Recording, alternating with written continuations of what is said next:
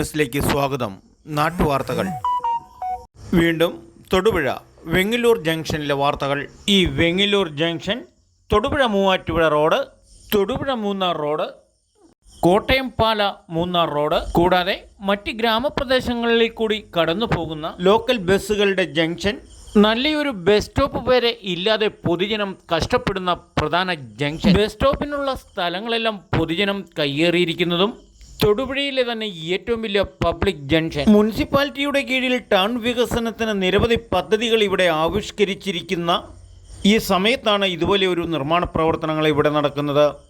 24 മണിക്കൂറും തിരക്ക് പിടിച്ച ജനങ്ങളും വാഹനങ്ങളും ചീറിപ്പയ്യുന്ന ഈ ജംഗ്ഷനിൽ പുതിയ ചില കെട്ടിടങ്ങളുടെ നിർമ്മാണവും വിവാദത്തിലേക്ക് എത്തുന്നത്.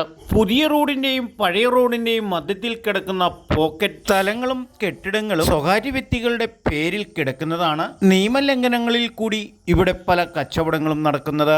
എന്നാൽ ഇപ്പോൾ നിർമ്മാണ പ്രവർത്തനങ്ങൾ നടന്നുകൊണ്ടിരിക്കുന്ന ഈ സ്ഥലം വികസനവുമായി ബന്ധപ്പെട്ട് ഏത് സമയത്തും പൊളിച്ചു മാറ്റാമെന്നുള്ള ഉറപ്പിലും ജനങ്ങൾക്ക് ഏറെ ഉപകാരപ്രദമാകുന്ന കർഷക സംഘം നാച്ചുർ ഫ്രഷ് ഫാർമേഴ്സ് പ്രൊഡ്യൂസർ സൊസൈറ്റിയാണ് ഇവിടെ പ്രവർത്തനം ആരംഭിക്കാൻ പോകുന്നത് എന്നുമാണ് ഇതുമായി ബന്ധപ്പെട്ട് നിർമ്മാണ ചുമതല വഹിക്കുന്നവർ പറഞ്ഞത്.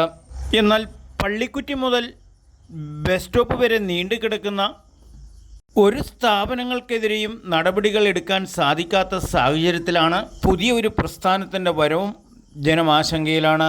PWD ഉദ്യോഗസ്ഥരുടെയും മുനിസിപ്പാലിറ്റി ഉദ്യോഗസ്ഥരുടെയും മൗന സമ്മതത്തോടെ മാത്രമേ ഇവിടെ ഏത് നിർമ്മാണ പ്രവർത്തനങ്ങളും നടക്കാൻ സാധ്യതയുള്ളൂ. മുനിസിപ്പാലിറ്റിയുടെ നടക്കുന്ന കയ്യാങ്കളികൾ മൂലം സർക്കാരിൻ്റെ വികസന പ്രവർത്തനങ്ങൾക്ക് ഇവിടെ കാലതാമസം വരുമ്പോൾ സ്വകാര്യ സ്ഥാപനങ്ങളുടെ, അതും ഒരു കർഷക സംഘത്തിൻ്റെ ഫാർമർ സൊസൈറ്റി നിരവധി കർഷകർക്ക് പ്രയോജനകരമാവും എന്നാണ് ഇതുമായി ബന്ധപ്പെട്ട് നടത്തിപ്പുകാർ പറയുന്നത്. നാട്ടുരാജ്യ ന്യൂസിനു വേണ്ടി ക്യാമറ ആൻഡ് റിപ്പോർട്ടിംഗ് തൊടുപുഴയിൽ നിന്നും KK വിജയൻ.